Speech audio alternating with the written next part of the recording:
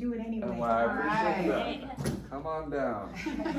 Okay, so we have Roberta here. Let's see if I can get this camera to track.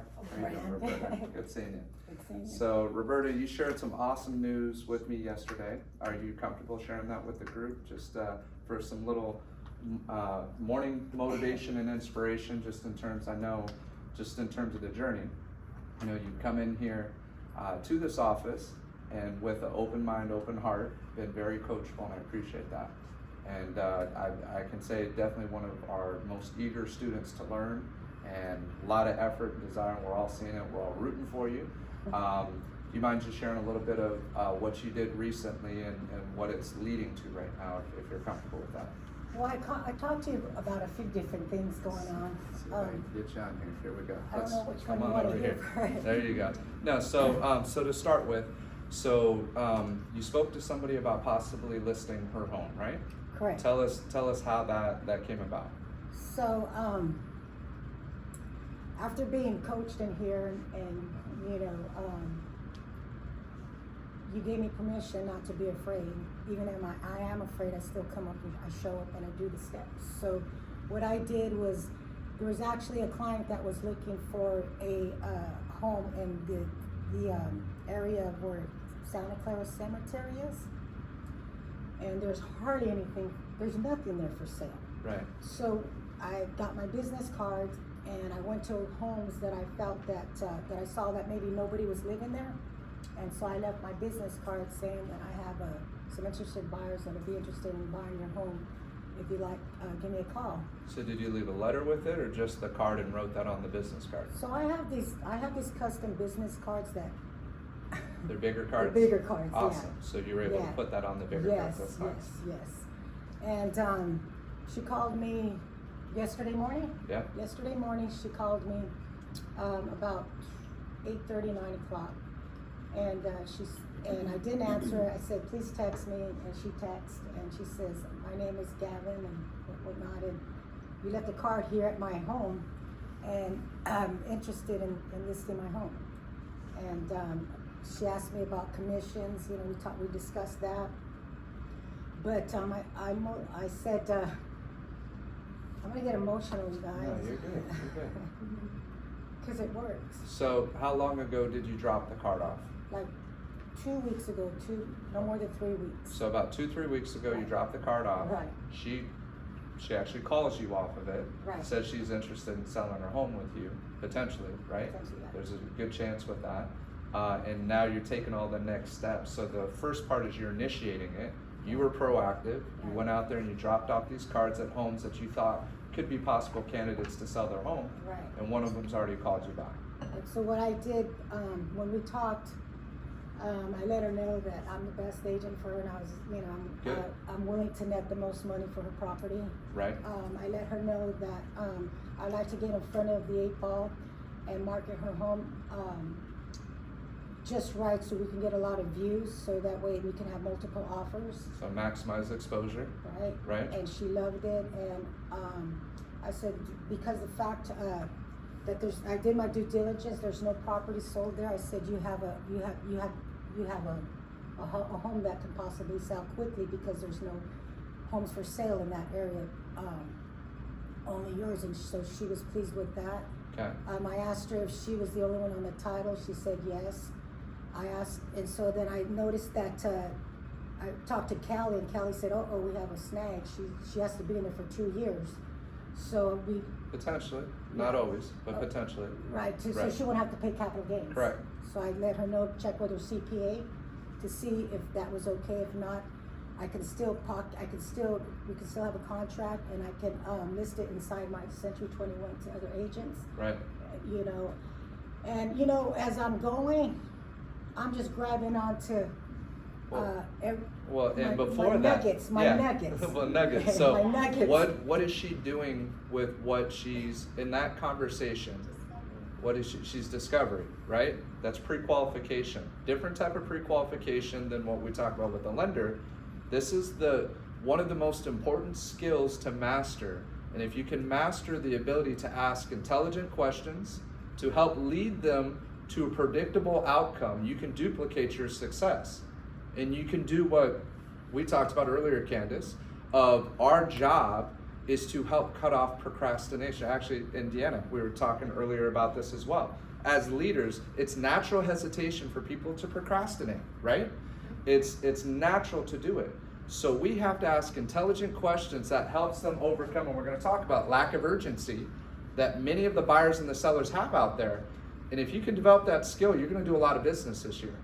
And you have to have the ability to ask intelligent questions in a way that doesn't come off as an interrogation, but the better you are at asking those questions, you're going to get more and more information and know how to tailor the presentation. So now you know what to say, so that they're going to want to work with you and allow you to lead them in the process. And I asked her how long when would she like to have this done, and she said by April. And I said, is there a reason? She said, yes, I'm moving to Hawaii. So now I throw that in the mix, like, you know, I want to get you your goal so we can get you to Hawaii by April. Absolutely. You know, like That's perfect. And you didn't just stop on when she said April, you dug deeper.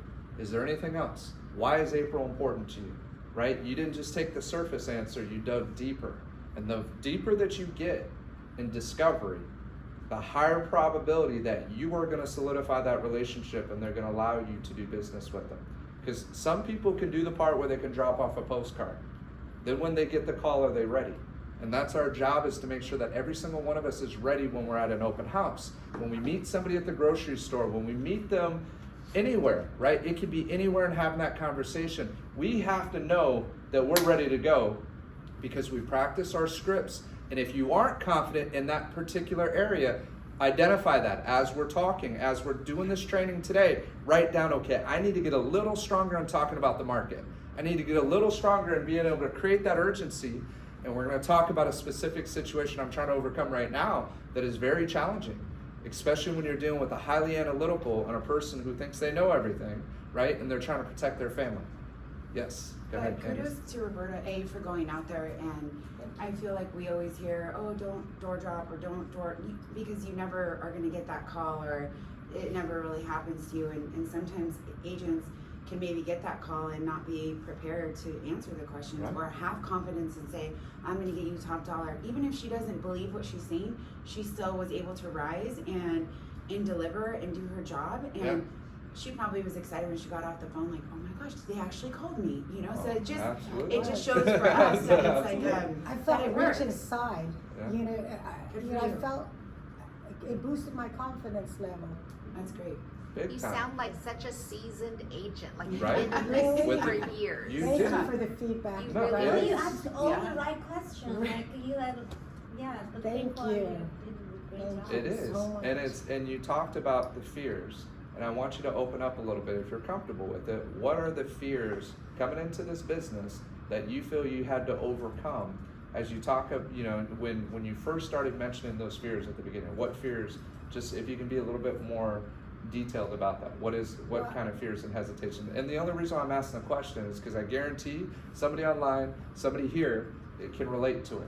And we have to figure out and identify what's holding us back from becoming what we're capable of becoming. So if you can share, what fears do you currently have, or did you have in that situation? I was fearful, you know, since I walked in the doors. You know, this is a new business to me. I love it. There's so much to learn, but Do you mind coming I over had just a little to, bit more over here for this camera too? I had to come to, well, it was the audios, outwitting the devil. It helped me with my mind, helped me build up my self-esteem. You know, when, you know, you got the people that are argumentative. I'm Latina, so I have a lot of passion. so Brandon's had to, and Jesse's had to, like, you know, settle me down. But it's my passion. It's because I care so much. Right. You know, and so I had to stop looking at it like it was a bad thing, and find the sexiness in it. Right. You know, and walk with it and flow with it, and know no matter what, I'm gonna be okay whether they say yes or no. Right. And I'm gonna learn. I'm gonna learn whether they say yes or no. I'm gonna learn both ways, and I need the both. That's beautiful. That's a big deal that it takes a lot of people, including myself, a long time to figure out that you're okay with the answer, yes or no, but you have to ask the question so that when you get the no, now we dig deeper of why they're giving us a no and figure out how to overcome that. Yes, Brittany? I just have to share, last year I had some, like really low lows, right, with real estate.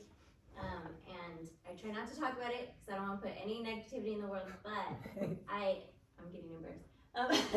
But afterwards, when I regrouped and, calmed myself down, I was like, there's a reason. God's looking out for us. That person wasn't good for us. Like there's a reason why it's not going to work out. So I like what you said because that made me think of that again. That's perfect. And the hardest part for me is, No, you're good. the hardest part for me is, when that time comes, when the rejection comes, it could be from your lover, from your relative, I've learned that when that time comes to be quiet and find out, because I'm gonna have a reaction to it, right? Find out why I'm reacting to it. Why am I reacting to this? Oh, I feel like I'm not good enough, or why did they act like that with me? Now instead of like, I'm like, they must be going through a bad day, and it's my time to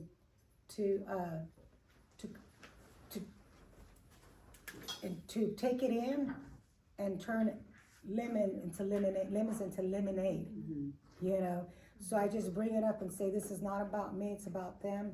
How can I be compassionate? Show me, my goal is to have more compassion. That's good. More compassion for people's situations and, when they have some kind of bad personality going on, not to engage, but to remove myself too. Right. And try not to take it personally as a personal attack, right? Right. It's understanding that people, and I was having this conversation with people recently, there's a lot going on right now. A lot of people struggling, a lot of challenges, and it's one of the sayings that I've had from a previous mentor that you always want to treat people more than 50%. He was saying 50, then he took it to 75%. 75% of the people that you meet are going through some of the most challenging times they've ever gone through. That's the reality of it. Whether they lost a loved one, whether separation, divorce, whether it's losing a home. I mean, there's so many different jobs, all kinds of financial troubles. People are going through a lot right now. That's the reality. And we have to be the light. Yes. And we have to truly, yes, we're in this to work as a job, as a profession. But I can tell just with every single person in here that we have good people in this room. And we have good people that other people realize how good we are, and they want to be with us. They want to work with us. They want to support us in our business and what we're trying to do because our intentions are good. There's a joke called commission breath, right? And when you talk and you speak, you're scaring them away because all you care about is the commission. We're going to learn how to be strong with commission without commission breath, right? Without seeming desperate for business. You just do what's right. But the challenge is a lot of times we are on their time, but you have to know the difference of what is just their lack of urgency, and it's an excuse, and we have to be better leaders and be able to cut off that procrastination versus a true condition, okay? So we're gonna get in it, but thank you for coming out. Let's give Roberta a round of applause for the inspiration this morning. And it was perfect because it's gonna lead right into what we're gonna talk about here today and what we're gonna jump into. And we're always getting, so Deanna has much better handwriting than I do, so she's beautifully written this up here. And we have the six foundational principles here, okay? It's important to understand these. Everything that we do in our business should revolve around the six foundational principles. And for those of you online, if it's hard to see it, I'll just read it off. Number one is purpose. Number two is mindset. Number three is discipline. Number four is skill set. Number five is business plan and goal setting. And number six is systems and efficiencies, okay? So everything we do, we should be mastering. That's our foundation. And the foundation to be successful in real estate, we always have to strengthen that foundation so we can weather any storm. We can weather any challenge that we have. And I'm gonna ask a very important question, and even if you're online and you're willing to unmute yourself, feel free to participate in this. When's your next paycheck coming? This is a hard question, whether you need to say it or not, whether you're courageous enough, hey, good morning, to say it. When is your next paycheck coming? Like, let's be real with ourselves. Is anybody in the position, so I know I worked really hard towards the end of last year really stepping it up because I didn't want it to be a bad year, and there were different things motivating me to make sure that I stepped up my business at a time that interest rates were at 8%. It was a very challenging time to sell real estate on the listing side as well as on the purchase side. And I was able to finish strong, and I'm grateful for it, but that all wrapped up right before Christmas. I didn't take my foot off the gas. I've kept working. I did a client appreciation event. I've done these other things to draw and to stay in touch with my SOI. I've been pushing, and to this day, I'll be the first to admit, I have no listings currently, no active listings. I have no escrows currently.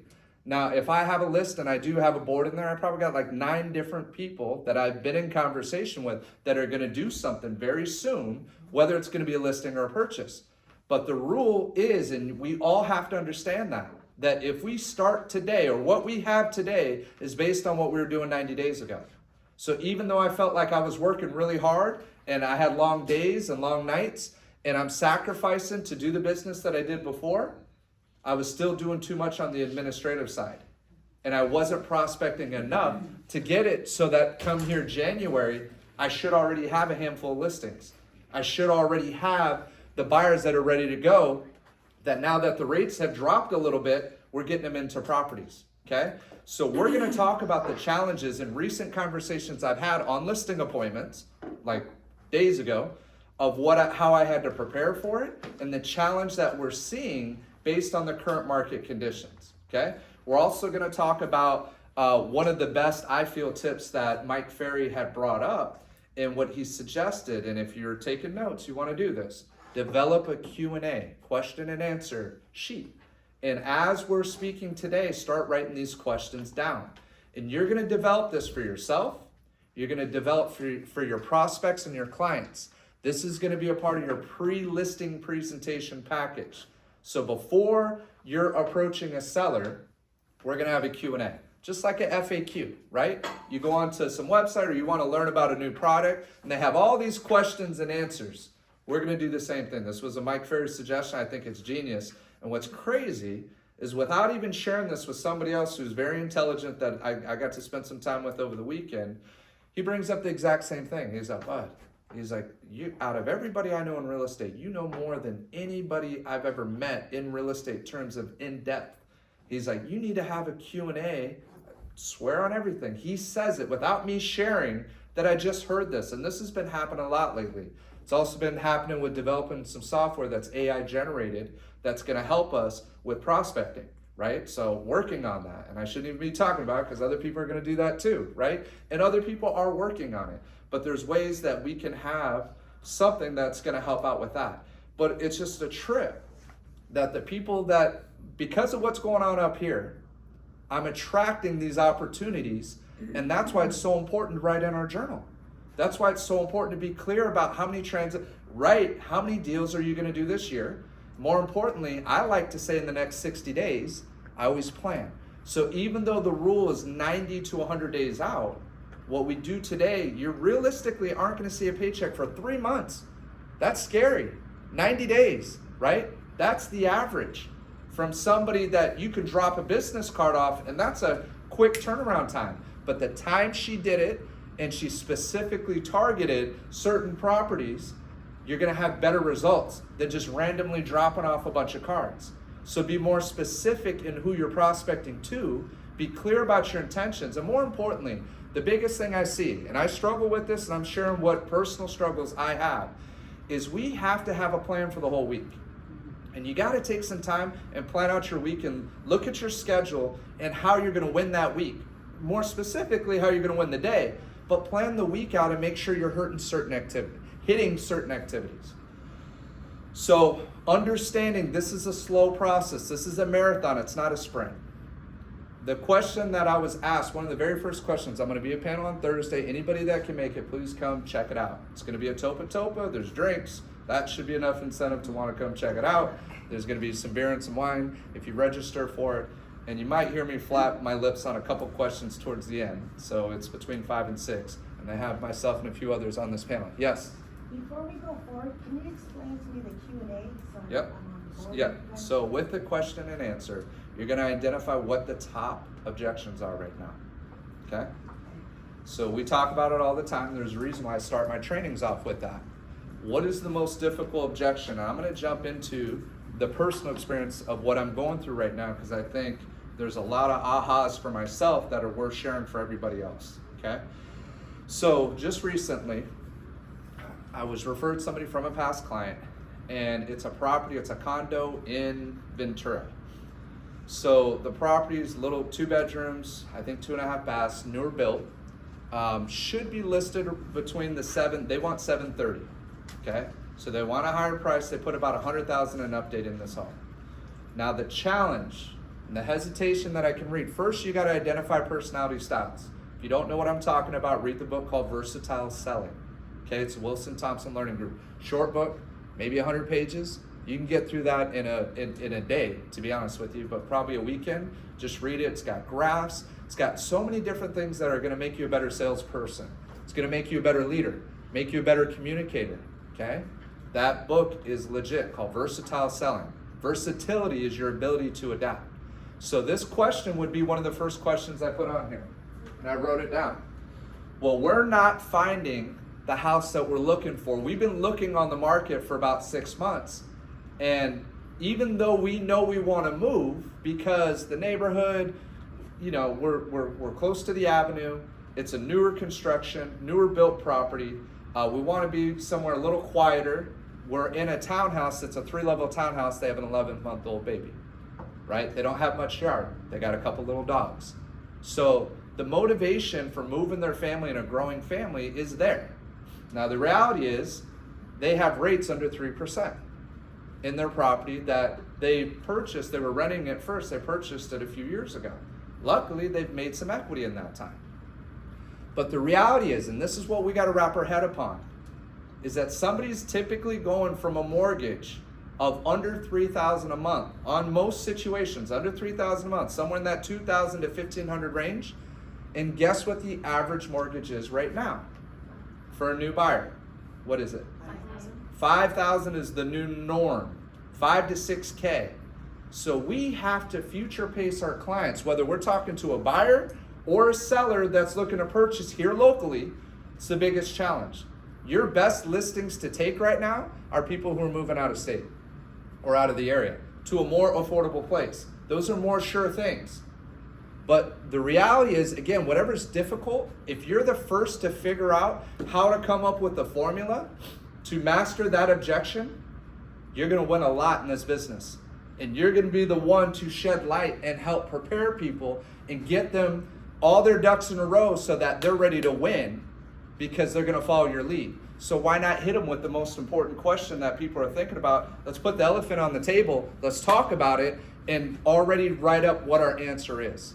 And I tried to articulate it, and I was told I talked too much. I don't believe that, and the person giving me feedback was saying I did a lot of talking, so maybe I did a little bit more talking than I should have.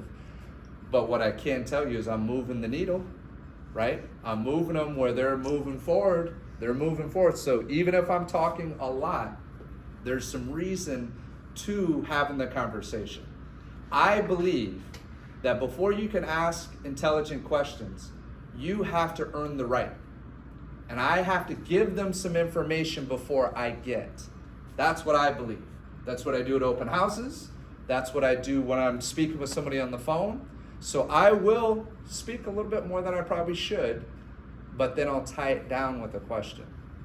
So an example can be that as we're talking about and how we're trying, let's just say, is it a great time to sell a home right now? What are your beliefs? Do you believe it's a good time to list your home on the market? Who thinks it is? Let's raise hands if they think it's a good time.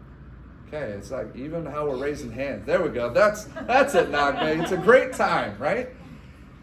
It's what we believe. And if you listen to what Roberta said, she said, I believe I was the best person for the job. I believe I can net them the most for the sale of the home. If you doubt that, they will hear it.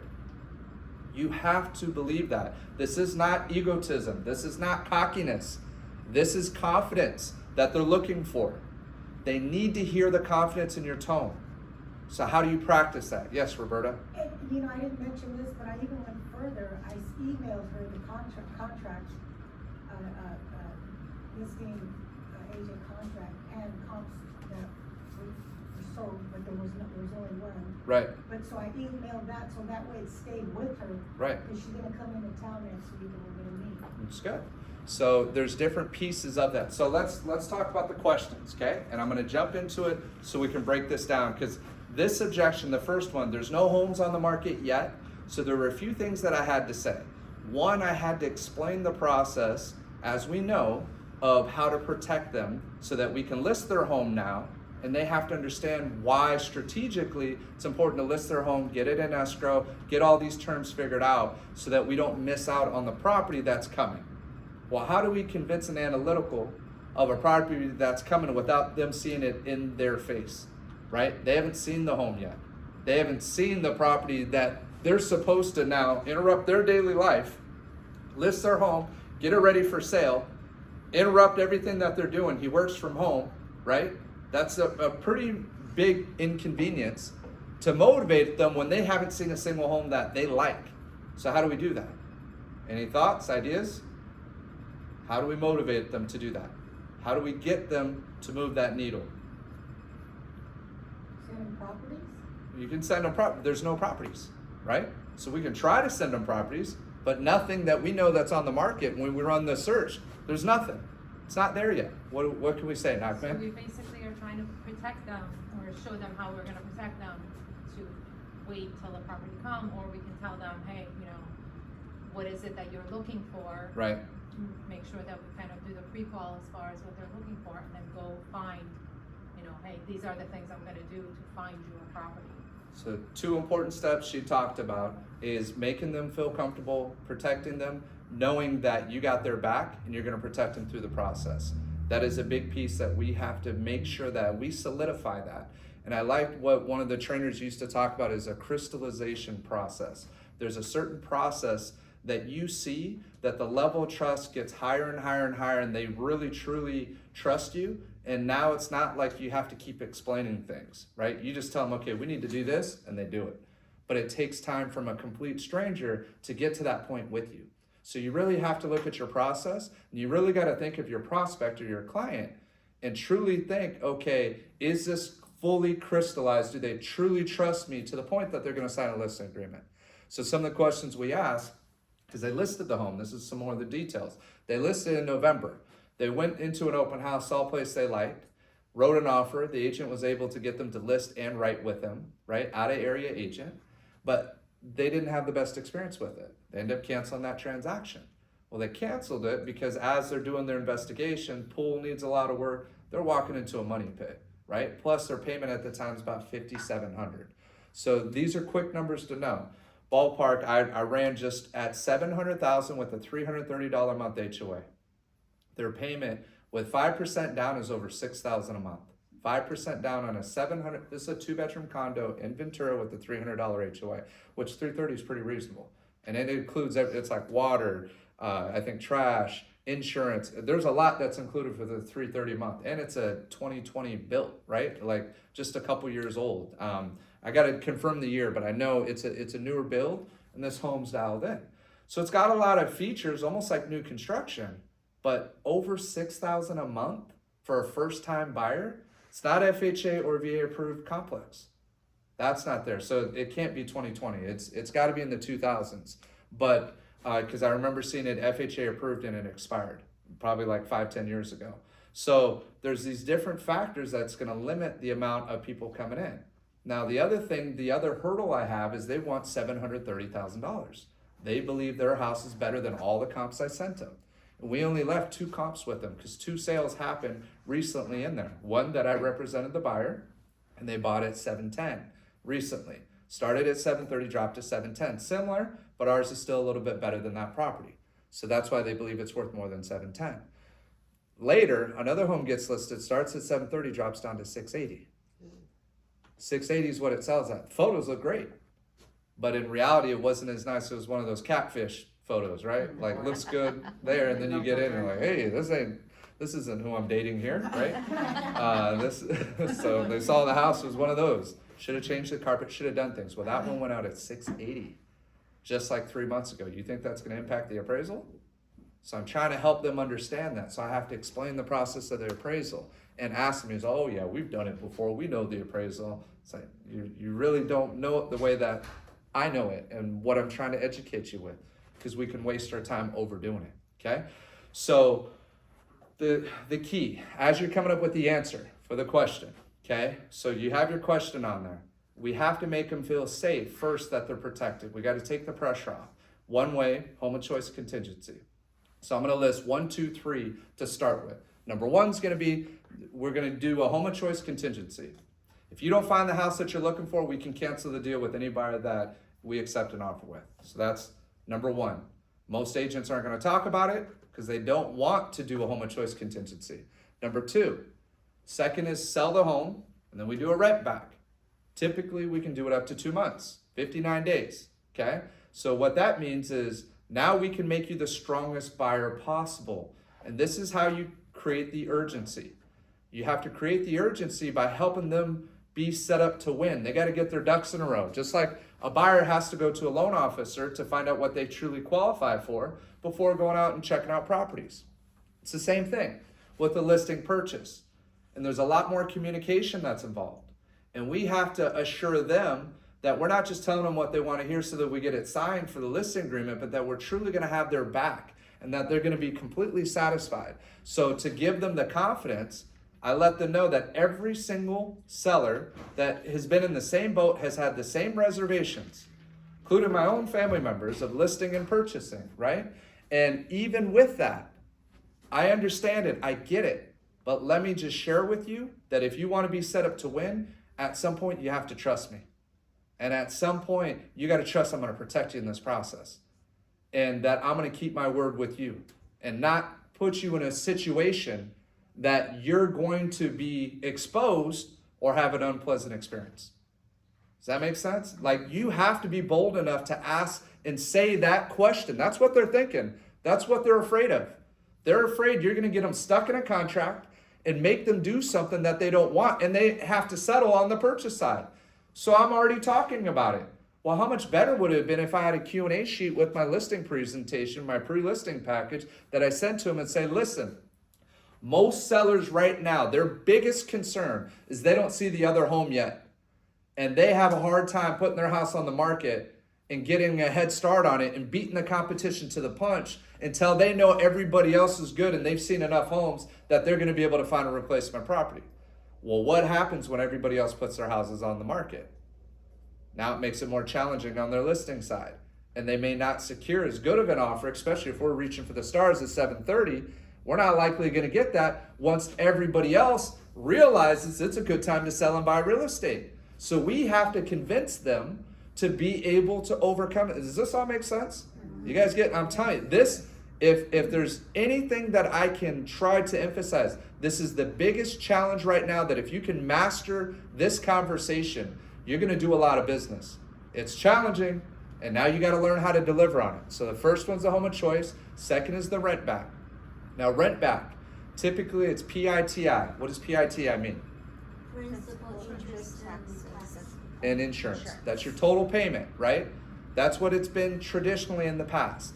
That if you got rent back, you were going to cover the new buyer's PITI. Well, new buyer's PITI, we just said it's between $5,000 and $6,000 on a 2-bedroom condo, townhouse condo in Ventura.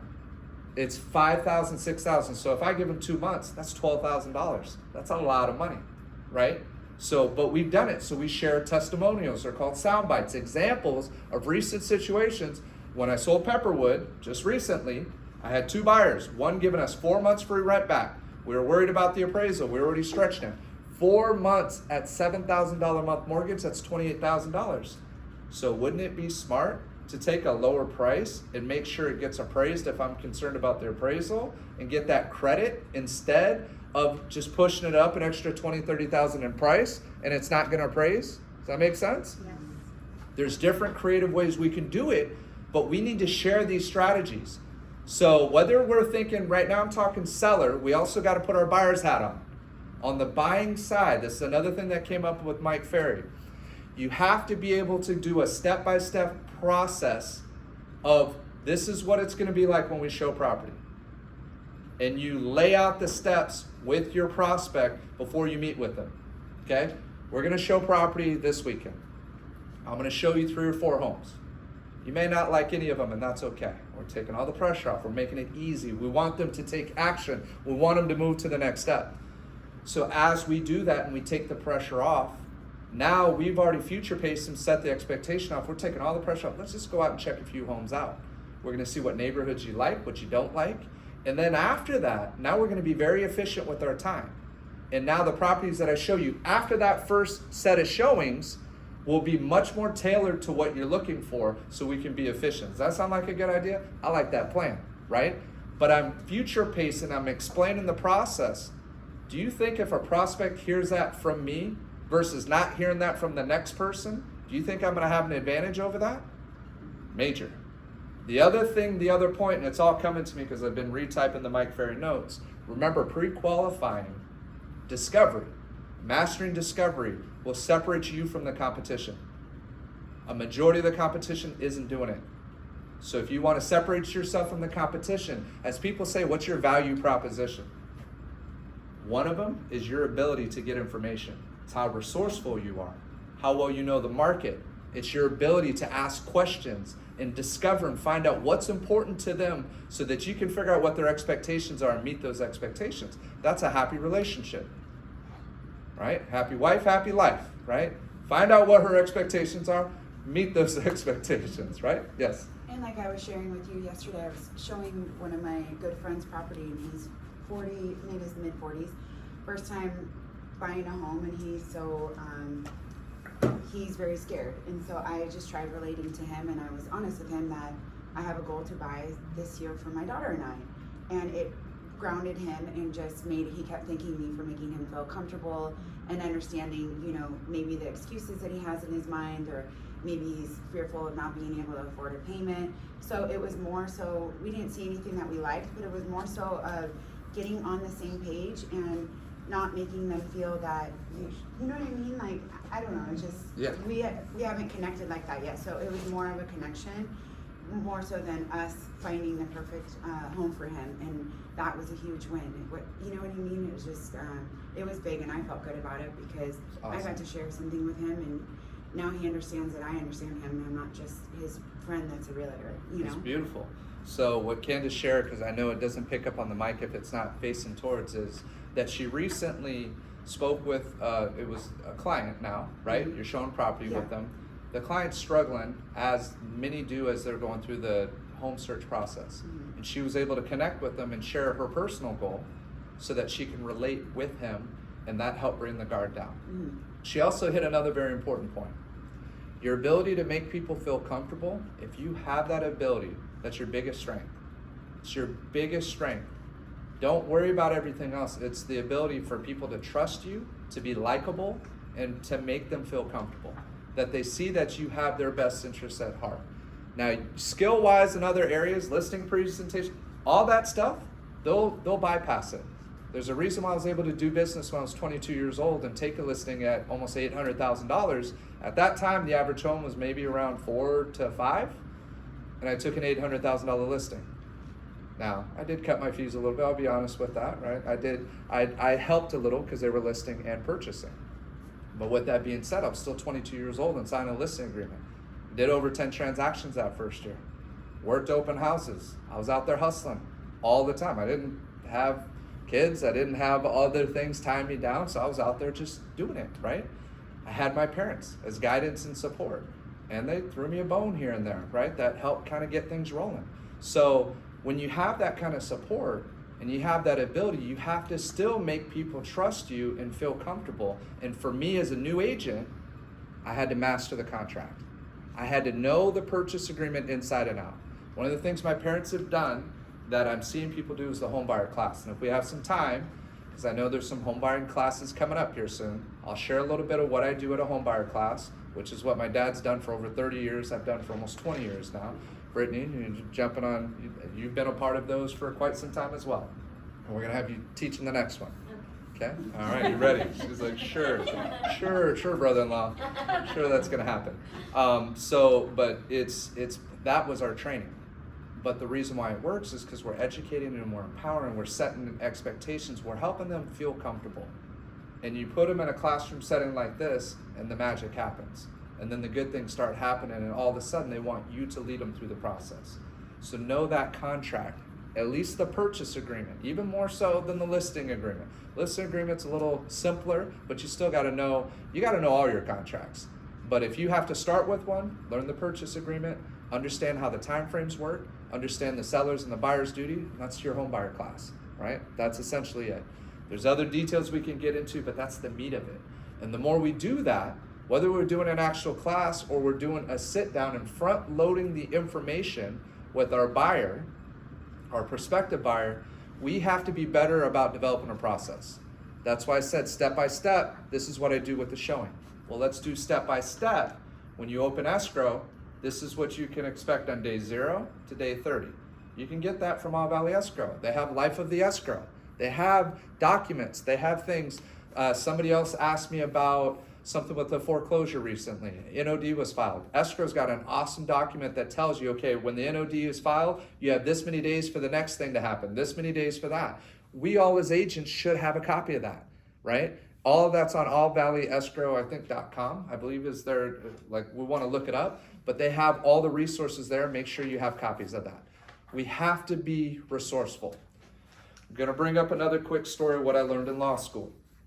We joked and called this guy the $1 Million Man, okay? He told us how he made $1 million, so that was his nickname, was $1 Million Man. He was a really good teacher, software guy. He wrote, he did the licensing language. You know that boring boilerplate, like, I agree, and you just read through all of that because every single person read every single word through that before they hit I agree, right, on that? Oh, yeah. That's what he did. But all of that, none of that can be copywritten.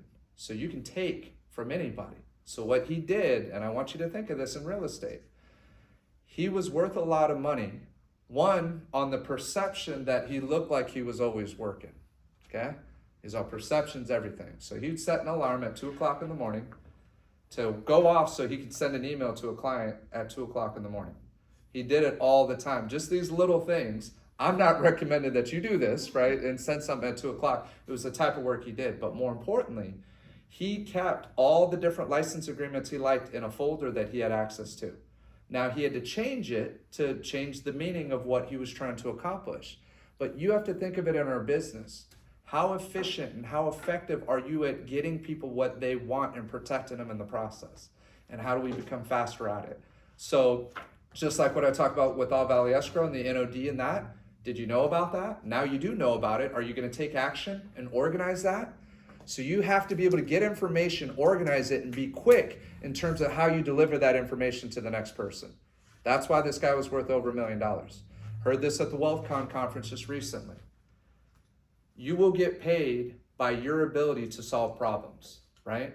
The challenge and the problems that's out there, whether you're doing luxury business and dealing with high-end luxury clients, they got, and I heard this from a guy in San Diego, what did he call it? They got rich people shit. They got rich people problems. And he joked about it. He said, oh yeah, that's rich people shit. He said all the time, very casual with them. He said, yeah, you got rich people shit, man. You got this, and he was very skater, nonchalant, crushing it in luxury real estate, crushing it, because they all loved him. Because he brought a light approach, but he was good at what he did. And his marketing was on a whole nother level. Him and Tina Hare worked together for a little bit. So she's seen him turn into just a freaking beast in real estate, right? But what he figured out is that they have problems and issues, just like everybody else does. People are people. So you figure out what their challenge is, what their issues are, and then you figure out how to deliver the highest level of service towards what they want. Think of a really nice car that you have. You're not going to just take that to any mechanic, right? You're going to get somebody who specializes and understands it, has the experience, and is going to do it. That's how we have to think of ourselves in our business. Not just taking anything that we can get for the sake of taking it, but be specific. What kind of clients do we want? What kind of challenges do they have? How am I going to give them the level of service that they're looking for so that they will refer every single person that they know to me because they know this is my niche. You have to think of that. You got to write it down. You got to visualize what type of client you want and make that the reality. Start targeting, start being more specific with it, okay? know, I've gone on a few little tangents here. Hopefully it's still, I didn't lose anybody yet, right? Got any good nuggets yet so far? Hopefully, we're getting some stuff, some things we want to take action with. Okay. So second one, so as we get to the Q&A, we're getting back to that sheet. Second one is I have less than 3% interest rate and my payment will be $5,000 on my next purchase. The reason why I brought that up, the reality is if people are moving here locally, unless they're putting, like if they're doing 20% or below and they're buying anywhere between $600 and $1 million, they are going to be looking at a mortgage payment of north of $5,000 a month. So in your questions, the old question used to just be, I would say, what do you feel comfortable with payment wise, right? What's your comfort zone for your payment? Now my question is, I give the example first, and then I say, you know, the reality is the people that are buying right now have a little bit more income and a little bit more savings. It's not our first time buyers for the most part, but even our first time buyers have to be comfortable with the mortgage payment north of $5,000 a month. I want to see what the response is. And the first time I heard that, I remember thinking like, who the heck is gonna buy a home with a $5,000 a month mortgage? Well, I'll tell you who does. My client who made $200,000 a year, who'd been renting for the last 20 years, she makes $200, it's just her and her son. She had no debt. She had plenty of savings built up. She had plenty of retirement. She could have paid cash at $1.4 million. Could have, but still didn't own a home. Because worried about mortgage payment, worried about, and has the ability to cover those, right? Has cash, doesn't even need a mortgage payment. Could make the payment whatever she wants it to be. But the reality, and she's still settled around, I want to say about $4,500 a month, but she was comfortable at $5,500 a month. There are clients, just because this is where we talk about taking our own emotions out of it, just because us personally may not be comfortable with the $5,000 to $6,000 a month mortgage, does not mean that the person who's looking to buy isn't comfortable with that. And is it a good investment for them? If they can afford it, if they can handle it, then yes. There's people that are looking at $10,000. If you get in the luxury, they're looking at $10,000 to $20,000 a month mortgages, right? So as much as we think you go to Boise, they're having a hard time getting over the fact of $3,000 a month mortgages. Wouldn't you be licking your chops right now if every buyer was qualified at $3,000 a month mortgage? Do you know how many deals you could do? A hell of a lot more than what we're doing on average out here, right? So the question that you have to have in your discovery that you got to future pace and kind of see what their pain threshold is are you comfortable with a mortgage over $5,000 a month? And start having that difficult conversation, see what it's like. Now, I'm not telling you to convince them to do it, right? I'm seeing, is that even in their ballpark? And if it's not, then we need to start talking about some other options. Unless they got $500 to come down with, or, you know, they're gonna be financing very little portion of it, right? But if it's 20% or less, $5,000 to $6,000 a month. I'm telling you right now, that's the number. That's the number that we got to start getting comfortable with. Ask any loan officer, what's the average mortgage that you see for a buyer? Ask them, see what they say. They're going to tell you around $5,000 a month. It's hard to swallow, hard to believe, could be discouraging. Most people are just going to give up. The reality is there's motivated buyers and sellers out there that are making the move. So this is the silver lining. This is the hope. All right, I hit everybody with the hard stuff. Now the hope. Why would we want to buy right now with a $5,000 a month mortgage versus waiting until it drops even $500 a month and gets us to about $4,500 or $4,200 a month? Why do we want to, if we can handle it right now, why do we want to pull the trigger now versus waiting? And this is a very important example that you have to be able to demonstrate for your clients. The ones who have the money, who have the ability. So I have another client, past client, who didn't buy in 2020. And every single time he's telling me, I should have did it. And he was stressing about the payment being around $4,000 a month at that time, right? Well, he bought his first place that he didn't want to buy. Analytical, knows better. His family's trying to talk him out of this situation. Buys the property in Ventura. This is about 2014, 15. Remember, it was a referral from a loan officer that I was working with. It's his, kind of like his nephew, but they ended up not getting married, right? So it was dating. He was a nurse. He worked in the nursing field, medical field, makes good money. Buys his first place and he's stressing out. And it's at $410,000 in Ventura for about a 1,300 square foot, East Ventura, detached home, backs up to, I think it was Thompson at the time.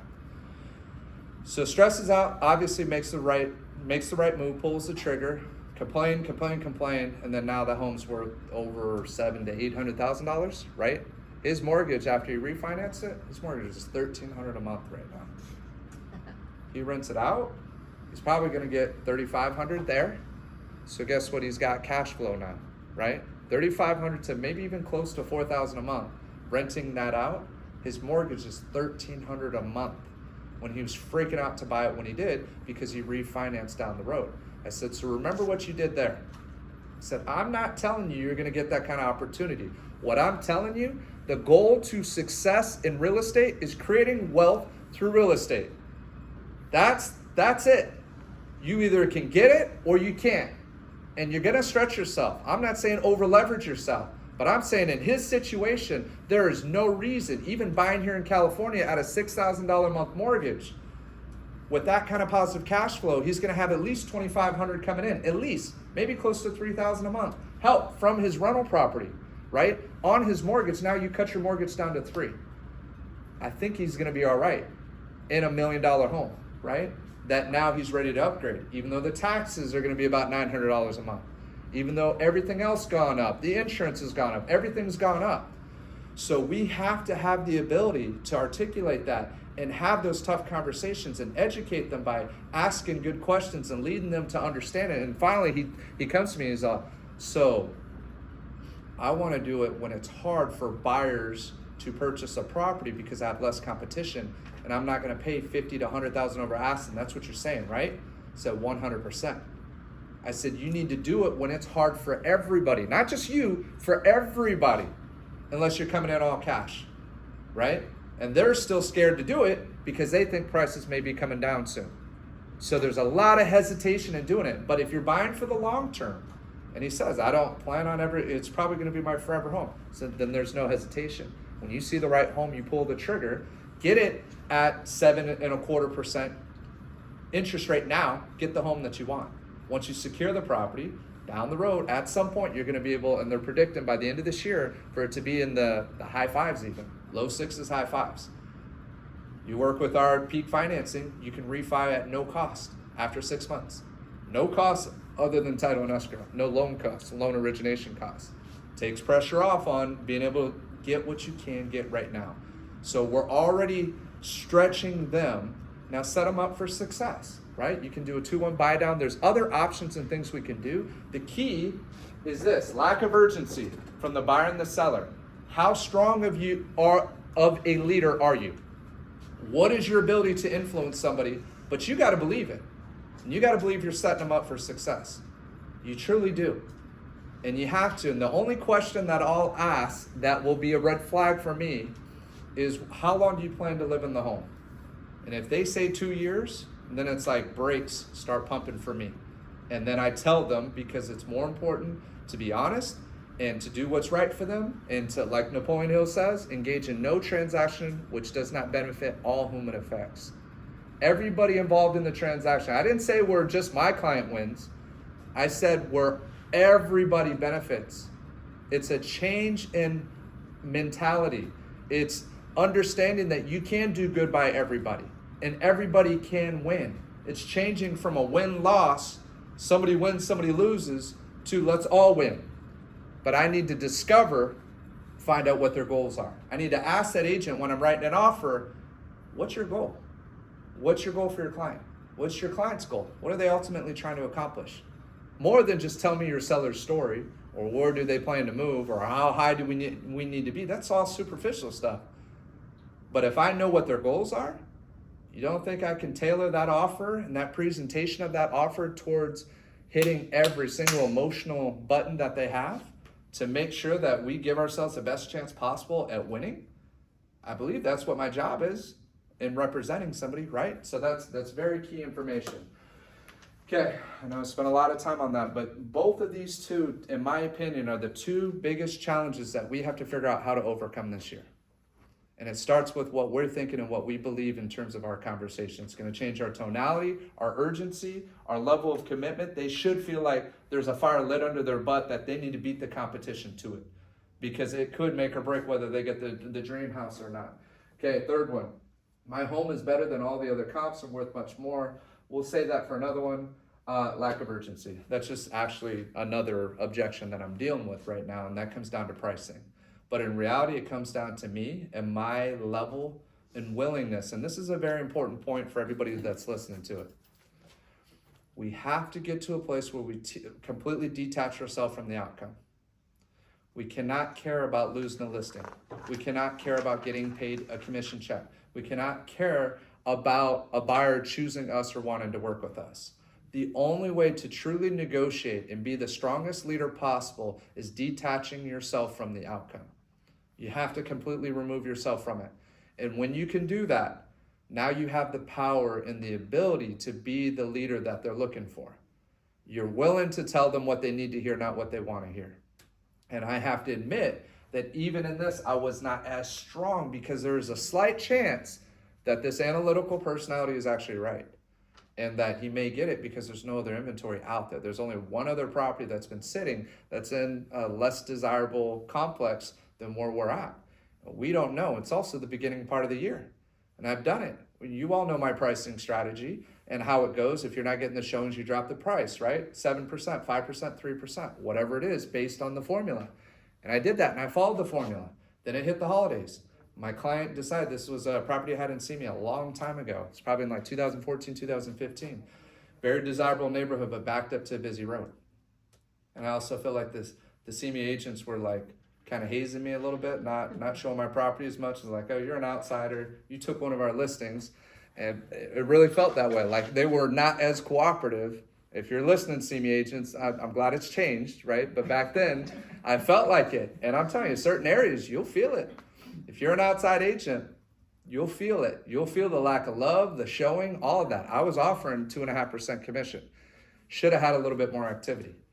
And so I've seen it happen in that particular territory. It was like that. Now I've successfully sold homes since then, thankfully. But on that one, that's what was happening. So I lose the listing when they want to put it on hold during the holidays. Come second week, right after the holidays, I sent them the gift. I did my pop-by, dropped off my cookies, right? I did all the things I thought where it's like, okay, they gotta like me. We went golfing together. I don't golf. He's out there, got me golfing and hitting balls. It's like, what else can I do relationship-wise, right? Like, there's no way I don't get this. Come mid-January, calls me up. Hey, you know what? We need an area expert. We decided to go with another person. We need a new face. He said this. I know you worked your ass off. I'm sorry I got to do this, but we need a new face. We need a new brokerage. So we hired this Intero agent, looked the person up, didn't sell one home in Simi, but gamed him on the phone. Told him what he wanted to hear. Didn't sell a single property in Simi in the previous 12 months. Sold 3 homes in total. I think I sold at least 14 or 15 that year. So I definitely was much more qualified. Well, they put the house up $10,000 higher than what I dropped the price to. Got it in 6 days. Timing. That's all it was.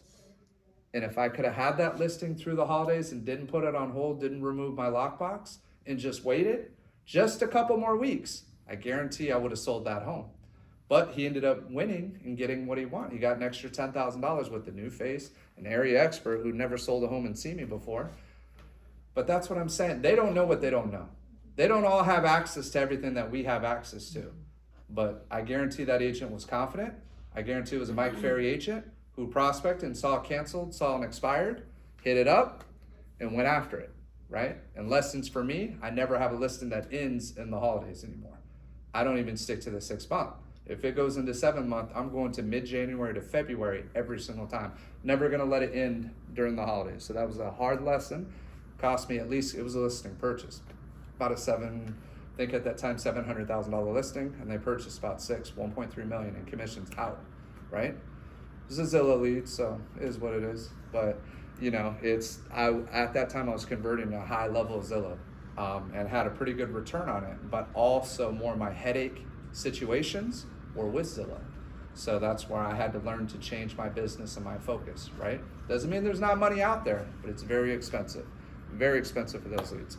All right, any questions before I jump into any more? I know I've hit you guys with a lot. Anything online, anything here in person, Q&A, kind of what we want to prep, the objections we need to practice. I guess I can start getting kind of brutal with all of you since you're all just waiting for it, right? What are we going to do with our schedules? Like, I mean, I see a few of you here. on Tuesdays, so I appreciate that you at least show up on Tuesdays. But what are we doing in our schedule? Or what do we need to work on? Or what questions do we have about what we need to put into our schedule to start sharpening these skills and get to where we need to get? I asked like 4 questions there. So what do you think we need to do? I do it all the time. That's that analytical brain. I'll take that answer. It's a lot. Not going pick one of them, right? Pick one of them. Well, Leslie, I've seen you add things to your schedule, right? What are things that you've added to your schedule this year that you didn't have before, if you don't mind Well- sharing it? Well, I'm trying to time block things, so I have kind of, I call it my non-negotiable, reoccurring, things in my schedule. I'm listening, I'm just My trying to get this Tuesday, move. skills training with Brandon, my Thursday caravan, Okay. my Friday mastermind, Mhm. and my whatever day Ken might do his training. So those Okay. those are kind of recurring. Yeah, Ken's doing his mastermind Thursday, Yeah, he's for doing anybody that can Thursdays make now. it, definitely try to do it. They asked him to move from Wednesday for their coaching. So I mean that's how I start. Coaching. That's how I start Cool. my schedule. So you have a mindset thing in there, right, with Friday, with that group. You go to 2 different skills trainings, mine and Ken's. What are the other things that you have? You have caravan, Mhm. and then anything else that's in your schedule that's important. Well, those are my those are like the ones that are reoccurring. Like they just automatic. I have them set up to automatically pop up. I find it interesting because I hear a lot of agents say, "Oh, I forgot that, you know, Brandon has his skill trainings on Tuesday," or, you know, whatever, you know, whatever it is, you know, Right. whatever the training is. It's But so I memorable. can't remember. No, I can't. It's such a It's memorable hard to experience. remember. It's hard to remember everything when you're when your schedule gets busy. You're very memorable. I'm not. Well, I'm glad we got at least 8 But- beautiful women in here right now. I'm counting right, But we forget, we get busy and we forget. So Right. I feel like if I have those in there, I don't have to think about it. okay. So you're working on time blocking. What parts of time blocking? And that's another point that's in there about being more determined. And I can run through it if you guys want. I'm just also trying to respect everybody's time. I know we're close to 11 o'clock right now. So, we'll wrap it up here shortly. Maybe next one we'll work on that a little bit more with the schedule. But time blocking specifically for you, what are you trying to improve with that? Does everybody know what time blocking is? I'm trying to improve where I make time to prospect. Oh, you said the P word. I did. Okay, so. I did. And I don't have these lofty goals of 150 a week. Is that what's in what we say every morning, our affirmations, like 150 a week. I have small goals, but it's my small goals of how many calls I want to make per day. And if by Friday, if that doesn't come about, then I'm trying to make my full week's worth of prospect So calls on Friday. you don't want to do 24 deals a year then? I do want to do 24 Oh, you years. do want to do 24 deals, Yes. but you don't want to do the 150 phone calls. That's rough. 30 a day. And that's, so It what takes the time. formula should be is 10 to 12 prospects or calls in an hour. And you're trying to set one appointment in that hour and do 2 hours a day prospecting. That's what it should be for the formula, right? To try to get to that 24. I know, it's a lot. It's not, I never said this is easy. I never said that this is gonna be something. I can tell you what a lot of coaches tell you and say, all right, call 5 SOI a day. And this is typically what I tell people starting out. Call 5 a day, 5 people in your sphere, and just get in the habit of, we have to change our habits. Your schedule is your habits, right? I was just gonna say that, and I like that Leslie said, non-negotiable. So Yep. when you have your week planned out or your month planned out, she knows where she's at on Tuesday mornings, she knows Yep. where she's at Thursday mornings at Caravan, she knows where she's at on a Friday. So everything else goes around that, which you can break a habit or create one in 30 days. So it just is getting into that mindset, and I need to do better at that. But now I'm like, okay, this is my 3rd Tuesday meeting. It's good. That's So great. it's like- That's you a know what I habit. mean? So That it's, is, yeah, that but it's is. just doing, but I like that you said non-negotiable because I need to get better at that because I can stray away, but I think everybody works best in a routine Right. because it just, you know where you're going, you have your headset right for it. But you gotta put on your calendar. I mean, we put our Yeah. mani-pedis on there, we put our I hair, know. the dentist, doctor, they're on our, we gotta put the It work is. stuff on, Well, otherwise I'll forget. Yeah, And, It's and not the my personal calendar. is important as well, and you gotta make sure that you have your non-negotiables for that too, and learn how to work your schedule to be as effective and efficient because you can be, right? So maybe you're not making 10 to 12, but if you're making 5 calls in that hour, 5, and having 5 conversations, and you make that a regular, it's developing that habit of being appointment focused and creating a productive schedule. That's what we're talking about here. How do I make myself productive? Now, if you show up, I hate to say it, you show up to every training, and I want everybody here for every training, do every caravan. How many people have seen people in caravan that go every single week, and they've never sold a home that year, or maybe a deal that year? Have you seen? And I'm not trying to be mean, it's the reality of it. What are they lacking? Probably the skill set or the discipline to know how to talk to people. Now, they've seen all the inventory, or they're online every day looking on MLS. I can honestly tell you that last 20 years, well, definitely last 10 years, I think I did that probably my first year of real estate, where I used to look all the time online, right? Number one, there's not even that much inventory online. And what we have to figure out is how do we protect our schedule so we're not jumping to every email, jumping to every text, every call in the morning, because our morning is our most powerful. Well, if we don't get in here till noon and start, like I remember the day that we had our training at 9:30, you already set your appointment by 9:30, and then we started our training. That's why I don't like doing trainings at 9:30 to 11, that's our prospecting time. But the challenge is I need to get you all here at a time that we can all come together and then figure out, okay, let's learn, but now we gotta take action.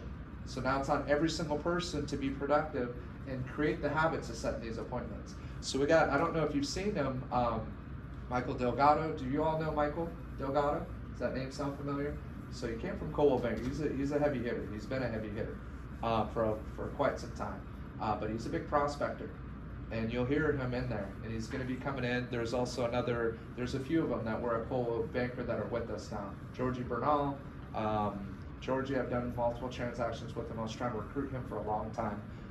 There's Victor Martinez, who lives here in Camarillo, and then Rudy, I believe it's Rudy that's also over there. Rudy, is it Campos?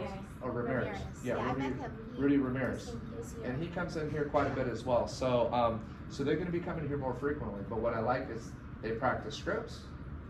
They call. They're making calls. And they have their list of people. So you're going to see them making calls. I want that energy in here. Now, I'm not saying everybody's got to be a prospecting machine. You got to do what you got to do. But figure out your time. I've never been the one to make 30 calls. I'll be the first to say it. For me, I would always do it at prospecting school. And we can do that. I can create that here. It's going to suck. I'm telling you, you're going to hate it. But we go through, it's like a boot camp. And we give it like 4 hours on a day. And we've done it, Nachman, you've done that before with us, right? But it's good. We got to develop these habits. We got to figure out how to be proactive and stop waiting for the business, right? And the more that you make it a regular day, it can get to as simple as you only make a couple, or I didn't do it all day, so as I'm driving home, I used to drive from CME, I'd set my appointment. And I would luckily be able to call one person and set an appointment, or call a couple people and set an appointment. You'll get to that, but it's gotta be the norm, okay? So it's just, we wanna work on that habit. But anything else? I know we're past time now, so we good? Yeah. Guys ready to go? You still willing to come back again next week? Gotcha? Okay. And what we'll try to do, as much as I love doing them here every Tuesday, we're gonna alternate between seeing if you're open to it, and I wanna support, closer to you, I wanna support Ken as well and keep him going with it and doing it. So if you're open to it, if you can, we're gonna try to alternate. We'll do 2 here a month, 2 there a month. On Tuesdays. So instead of trying to double hit it each week, like this week is, we're gonna start working a little bit smarter and just trading off with each other, because I've learned a lot from him. I know he teaches a lot of great information. He's got so much. So just, I highly recommend, even when it's at CME, to try to show up there. This Thursday, he's doing his mastermind meeting at 10 o'clock. If you can make it, try to do that. I have the panel thing later. If you want the links, and just shoot me a text and I'll send you the link so you can register for that. And it'd be great to have, I know we got a few of our people that are going out there, so. It's gonna be really good. It'll be fun, right? Yeah, it's gonna be. I think it's did great last year. Carolyn Tribal, I believe. Yeah. Yeah, so she's one of the panel speakers. Patrick Fasati with Remax, he does property management. So it's called Realtor the Future, but they're gonna do a lot on the whole commission thing, the 2.5% or the commission settlement. So one of the speakers, that's what he's talking about for 45 minutes. And supposedly he's pretty well versed with all the cases, the copycat cases. So I'm interested to hear what he has to share. And then for the panel, it's how do we stay productive? Like let's not be afraid, right? And not do business because we're worried about what the media is saying, but how do we make sure that we're gonna have one of our best years in real estate? So they got a bunch of questions for us. And Ryan, Toddy said that it's just gonna be real and very raw, and if somebody wants to excel on their Instagram or social media, he's breaking that off. So it's not, anybody's not gonna sit there stagnant or like, oh, this is a waste of time. It's for individually where you feel like you need to work on certain things. So he breaks it up, and it's really beneficial. Just from how he said he's gonna run it, Yeah. he's one of my best friends, so he's just awesome. So it's gonna be great. Yeah, it's exciting. It's cool to do it. Yeah. Hopefully I don't suck too bad out there. No, So you guys can come out. Yeah, it'll be fun. But no, thank you guys all for coming. Any listings you guys want to pitch? Any upcoming listings? Hopefully we got some. Everybody's not sitting like me like, oh, where's the next one coming? Online, anything you want to say, Liu, Maybelline? We're going to talk about listings to pitch. Oh, this isn't good. No listings to pitch? Not one? All right, well, that's what we need to do. We need to get some